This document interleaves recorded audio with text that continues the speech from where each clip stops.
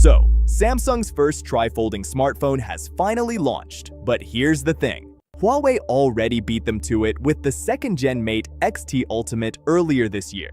And for the first time ever, we've got a real head-to-head battle in the tri-fold category. So let's find out which one actually comes out on top. Let's start with the part that matters even more than specs: the engineering.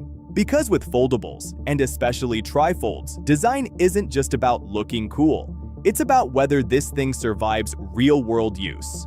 Both Samsung and Huawei went in completely different directions here. Samsung's Galaxy Z Trifold uses a dual inward folding mechanism. Think of it like a Z Fold 7, but with an extra panel attached. And here's the interesting part. The tablet-sized main display is never exposed. It's always protected behind the outer screen. That means fewer scratches on the soft inner panel. And paired with Samsung's titanium frame and reinforced water drop hinge, the creases are reduced and the pressure across both bends is better distributed. When fully opened, the whole thing feels surprisingly stable. Huawei, on the other hand, went bold. The Mate X-T uses a hybrid fold system. And here's the twist. Even though it's slightly thicker when opened, it actually beats Samsung when folded. You get a full front display without needing a separate cover screen. But the downside is pretty obvious. The exposed outfolding portion is always facing the world. That means anything in your pocket like keys, coins, whatever can scrape that soft display. And with repair costs going over $1,000, Samsung's fully protected approach suddenly looks a lot safer, even if it adds a few extra millimeters. Moving on. Both phones have similar overall display sizes, but again, the approach couldn't be more different. Samsung keeps it simple with an external cover display that's brighter and smoother, and a separate main display for tablet use. It works exactly like Samsung's other foldables, but it does miss one important mode. Huawei gives you that and more. With the Mate X-T, you can have a normal smartphone, a mini tablet, or a full tablet all in one thanks to the Z-style hinge. You can even use the folding angle as a built-in stand. And that's not all. Huawei's 10-bit panel with higher PWM dimming offers better color accuracy and reduced eye strain. And yeah, it definitely looks more futuristic. But again, exposed displays come at a cost. So just like the design, Huawei gives you a more immersive experience, while Samsung delivers a safer, more practical one. But here's the thing. Big displays are only half the story.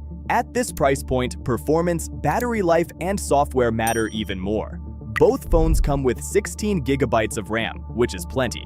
Huawei wins in wired and wireless charging speeds, and both pack around a 5,600 mAh battery, which sounds good for a phone. But once you remember you're powering a 10-inch tablet, it starts looking pretty average. Now, both can handle multitasking and desktop-style modes easily. But here's where the gap forms. Samsung absolutely destroys Huawei in raw performance here. The Snapdragon 8 Elite inside the Z Trifold is miles ahead of Huawei's Kirin 9020. It has much faster app loading, far better graphics, smoother multitasking, and stronger video processing. It's built on a more efficient process with better thermal management and more stable long-term performance. Then comes the software. Harmony OS is genuinely good, clean, optimized, and feature-rich.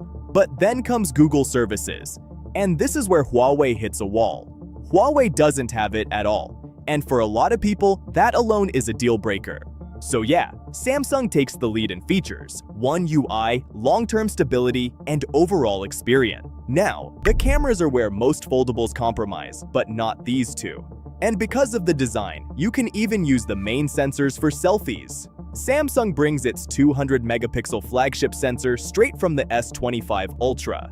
Huawei counters with a photography-focused 50-megapixel variable aperture camera and a stronger zoom system. Samsung goes all in on hardware consistency. Same setup as the Z Fold 7, Huawei goes all in on pure photography. That variable aperture from f1.4 to f4 lets the Mate X-T adapt to lighting extremely well. The shots have natural texture, almost no noise, high contrast, and really accurate skin tones. But Samsung's 3x telephoto is the weak point, where Huawei's 5x telephoto easily wins.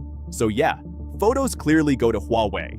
But when it comes to video, Samsung takes it back with 8K recording, stronger stabilization, and more reliable performance. So now that we've covered almost everything, here's the simple truth.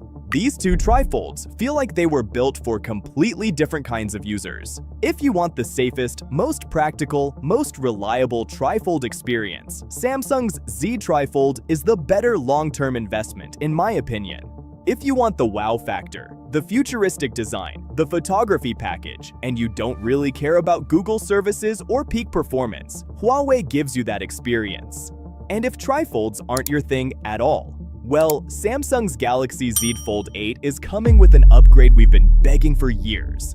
Click right here, and I'll see you there.